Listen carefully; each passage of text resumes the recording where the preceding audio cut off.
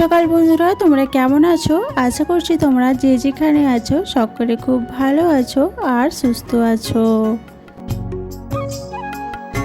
আজ নতুন আরও একটি ভিডিওতে তোমাদের সকলকে জানাই অনেক অনেক ভালোবাসা। আজকে হলো বুধবার আর ওই ঘড়ি কাটাতে এখন সময় হয়েছে কিন্তু ওই সকাল 7টা মতো।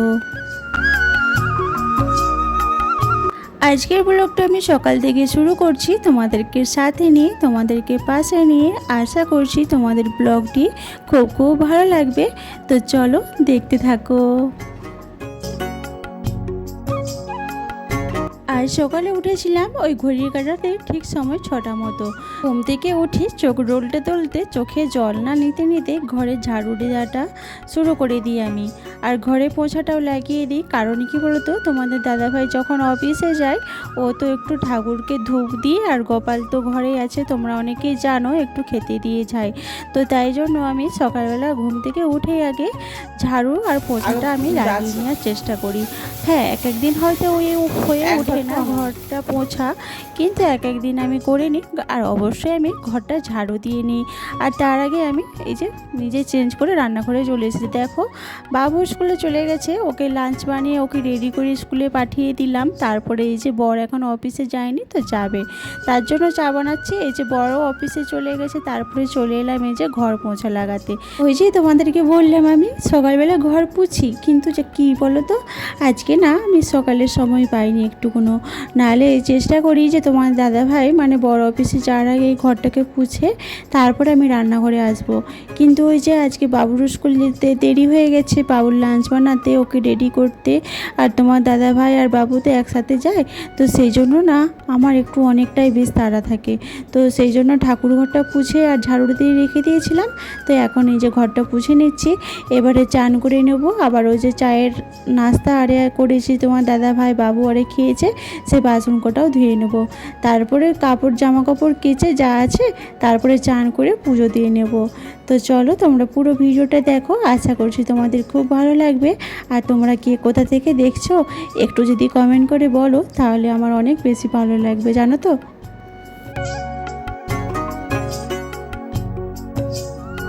এই যে আমি সারাদিন বাড়িতে টুকটুক করে কাজ করে যাই, আমি কিন্তু না কারো বাড়িতে কোনো দিন যাই না। কোনো দিন বলাটা ভুল, জানো তো। আগে যেতাম, আগে অনেক বাড়িতেই যেতাম, 2-4 বাড়িতে। এখানে তো কেউ বাঙালি সেরকম নেই, তো যারা বাঙালি তাদের সঙ্গে আমার পরিচয় ছিল, তাদের বাড়িতে আগে যেতাম। জানো তো, তারা অনেক রকম কথা বলতো, ঘরে কাজ বাজ নেই চলে এসেছে সকালবেলায়, এরকম বলতো। বুঝতে পারতাম দেখে যে তারা বিরক্তি হচ্ছে। তখন কি বলতো, আমার বেবিরা কেউ হয়নি, এখন বেবি হয়ে গেছে, এখন যে যার সংসার নিয়ে ব্যস্ত থাকি। আর এখানে জানো তো, কেউ কারো ঘর যাওয়া না পছন্দ করে না। তো এখন আমি নিজেকে না অনেক চেঞ্জ করে নিয়েছি। এখন না কারো বাড়িতেও যাই না, যে ঘরে থাকি, বাচ্চাদেরকে নিয়ে থাকি, যে যার কাজ নিয়েই থাকি। আর আজকাল কি বলো তো, তোমার কাছে যদি না পয়সা থাকে না, তোমাকে কেউ চেনবে না গো। তোমার স্বামীর যদি পয়সা থাকে, তোমাকে সবাই ভালোবাসবে। তোমার যখন পয়সা না থাকবে না, তোমাকে কেউ সহ্য করতে পারবে না, জানো তো। এমনকি নিজের আত্মীয় স্বজন, পাড়া প্রতিবেশী, কেউ না গো। আমি এইটা এখন হাড়ে হাড়ে অনেকটাই টের পাচ্ছি গো। সেই জন্য এখন কি করি, আমি নিজের বাড়িতে নিজেই থাকি, সময় করে একটু মোবাইল দেখি, আর একটু সময় হলে টিভি দেখি, বাচ্চাদেরকে পড়াই, স্বামী আছে, বাস এটা নিয়েই থাকি, জানো তো। এখন আর আমি কাউকে পাত্তা দিই না। কি করব বলো, নিজের ঘরে থাকাটাই আমার বেস্ট। এখানে থাকাটা মানে কি বলবো, 4 দেয়ালের মধ্যে বন্দিই থাকি আমরা সারাদিন। আর এখন কি হয়েছে বলো তো, এখন কারো বাড়িতে যাই না, কারোর সাথে সেরকম মিশি না। ওই যে আমার টাকা পয়সা নেই, আমি তো আর তাদের সাথে মিশতে পারবো না। তারা ডেলি শপিং করে, ডেলি ভালো মন্দ খায়, আর আমার তো সংসার চালাতেই আমি হিমশিম খেয়ে যাচ্ছি বলো। আমি আর তাদের সঙ্গে কি ঘুরতে যাবো বলো তো। আমাকে যদি তারা একদিন খাওয়ায়, আমাকে তো তার পরের দিনে খাওয়াতে হবে বলো তাদেরকে। তারাও তো আর রোজ রোজ খাওয়াবে না, আর আমারও তাদের খেতে রোজ রোজ ভালো লাগবে না। তো এর থেকে ভালো মনে মনে হয় ঘরে থাকো, এটাই ভালো। আর এখন কি বলে তো, ঘরে থাকি কোথাও যায় না, সেটাতেও তাদের প্রবলেম হয় যে ঘরের মধ্যেই থাকে, এখন তো ফাঁকে বেরোয় না, মিশে না কারোর সাথে। এই নিয়ে অনেকের অনেক প্রবলেম থাকে, এই নিয়েও অনেকে অনেক কথা বলে, কিন্তু আমি আর কাউকে পাত্তা দিই না, আমি সবটাই ইগনোর করে চলি। হ্যাঁ, যখন আমার স্বামীর পয়সা হবে, যখন আমার কাছে পয়সা থাকবে, তখন আমি মিশবো, যাবো, সব কিছু করব। কিন্তু এখন আমি পারছি না তাদের সঙ্গে মিশতে, আমি নিজেই ছোট হয়ে যাচ্ছি, বা আমি আবার স্বামীকে ছোট করতেও আমি পারবো না। তো যাই হোক, কী আর করবো বলো, যার কপালে যেটা আছে সেটাই তো হবে বলো। আর আজকাল কি বলো তো বন্ধুরা, তোমার পয়সা থাকলে তোমাকে সবাই চিনবে, তোমাকে সবাই ভালোবাসবে, কিন্তু তোমরা এটা লক্ষ্য করে দেখবে তোমাদের সাথে কি এটা হয়। আমার সাথে কিন্তু এটা হয়েছে বা হচ্ছে, জানো তো বন্ধুরা। ওই জন্য আমি একা একা না অনেকটাই নিজে নিজে থাকি। কি করব বলো, আমার মনেও অনেক কষ্ট থাকে, কিন্তু কি করব, কারোর সাথে শেয়ার করি না গো, নিজের মনে নিজেই থাকি। যখন বেশি সামলাতে না পারি, তখন হাজব্যান্ডের সাথে একটু ঝামেলা করি। ঝামেলা বলতে ওই যে দু চারটে কথা তাকে শুনিয়ে দিই, আবার মনটাই হয় দূর, কী করব বলো, ও তো বেচারা, ওর কাছে কি টাকা পয়সা আছে? টাকা পয়সা আছে তা তো নেই, আমাকে দিবে কোথা থেকে? ওর কাছে যদি থাকতো আমাকে নিশ্চয়ই দিত। আমার হাজব্যান্ড না খুবই ভালো, জানো তো। আজ ভালো যারা হয় না, তাদের সাথে এই রকম প্রবলেম হয়ে যায়। ভগবানও আজকাল কি জানি, যে সবার ভালো করে তারই ভগবান আজকাল ক্ষতি চায়। আর যারা ক্ষতি করে এসেছে সারা জীবন, লোকের আজও ক্ষতি চাইছে, তাদের দেখছি ভালো হচ্ছে, জানো তো।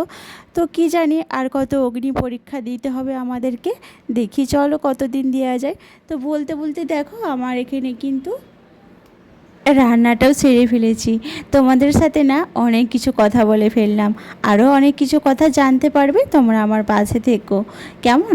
তো দেখো, আজকে তো আমার শরীরটা খুবই খারাপ ছিল, ওই যে আগের দিনের ব্লগে তোমাদের বলেছিলাম না আমার পেটে যন্ত্রণা হচ্ছে, তো সেই জন্য আজকে না খিচুড়ি বানালাম। রাতের বেলা নালে তো আমাদের রুটিটাই হয়, তো আজকে ওই জন্য খিচুড়ি বানিয়েছিলাম। ঘরে তো তেমন কিছুই ছিল না গো, ওই মসুর ডাল আর মুগ ডাল ছিল, আর ওই 10 টাকা দিয়ে একটু সোয়াবিন আনিয়েছি, যে ছোটো সোয়াবিনগুলো হয়, আর ওই আলু দিয়ে বানিয়েছি।